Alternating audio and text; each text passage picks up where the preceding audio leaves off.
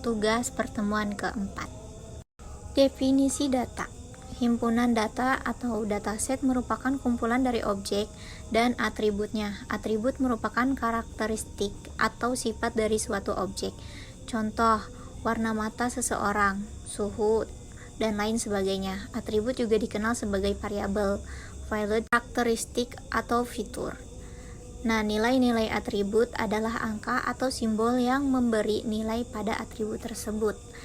Tipe dari suatu atribut tergantung pada sifat yang dimiliki berikut ini. Yang pertama ada pembeda, urutan, penjumlahan, dan perkalian. Nah, berdasarkan tipe nilai yang diterima, atribut dapat dibedakan menjadi yang pertama, atribut kategorikal adalah salah satu tipe yang domainnya merupakan simbol, himpunan berhingga.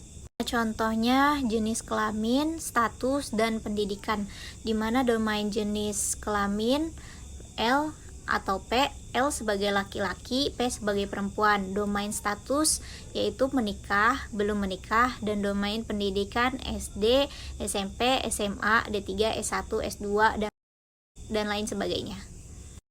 Selanjutnya atribut numerik. Atribut numerik adalah atribut yang domainnya berupa bilangan real atau integer. Contoh umur dan gaji. Domain umur sama dengan domain gaji sama dengan real positif. Nah, atribut numerik sendiri dibedakan menjadi dua. Yang pertama interval, yaitu untuk jenis atribut ini mempunyai sifat bahwa perbedaan antara nilai-nilainya sangat berarti. Contoh tanggal, suhu dalam Celcius dan Fahrenheit.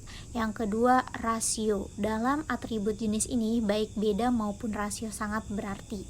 Contoh, suhu dalam Kelvin. Panjang, waktu, jumlah, kita dapat menyatakan bahwa orang berumur 20 tahun 2 kali lebih tua dari yang berumur 10 tahun. Nah, selanjutnya karakteristik umur himpunan data. Ada dimensionality. Dari sebuah dataset adalah jumlah atribut yang dimiliki oleh objek dalam dataset. Data dengan jumlah dimensi kecil mempunyai kecenderungan berbeda secara kualitatif dibanding dengan data dimensi tinggi.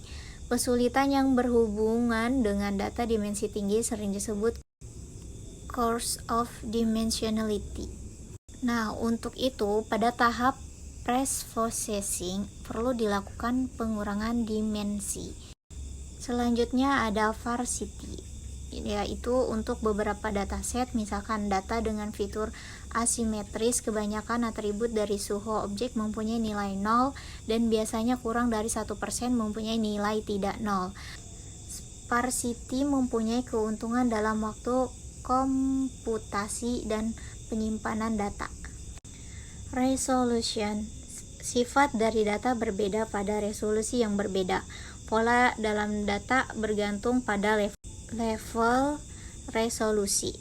Jika resolusi terlalu baik, tidak ada perbedaan atau halus pada pola mungkin tidak akan kelihatan. Jika resolusi terlalu kasar, pola juga akan hilang. Nah, record data yaitu data yang terdiri dari sekumpulan record yang masing-masing terdiri dari satu set atribut yang tetap. Yang termasuk dalam tipe data record adalah data matriks. Jika objek memiliki himpunan atribut numerik yang sama menepati ruang multidimensi atau bidang yang dinyatakan dalam matriks X, M, terdapat N baris dan M sebagai kolom. Data dokumen. Tiap dokumen menjadi satu vektor. Tiap term merupakan atribut dari vektor tersebut. Data transaksi, di mana tiap transaksi merupakan satu set item. Contoh jumlah pembelian seorang pelanggan pada toko kelontong. Data graph, yaitu data yang terdiri dari simpul dan rusuk. Yang termasuk dalam data graph diantaranya adalah HTML links dalam www struktur molekul.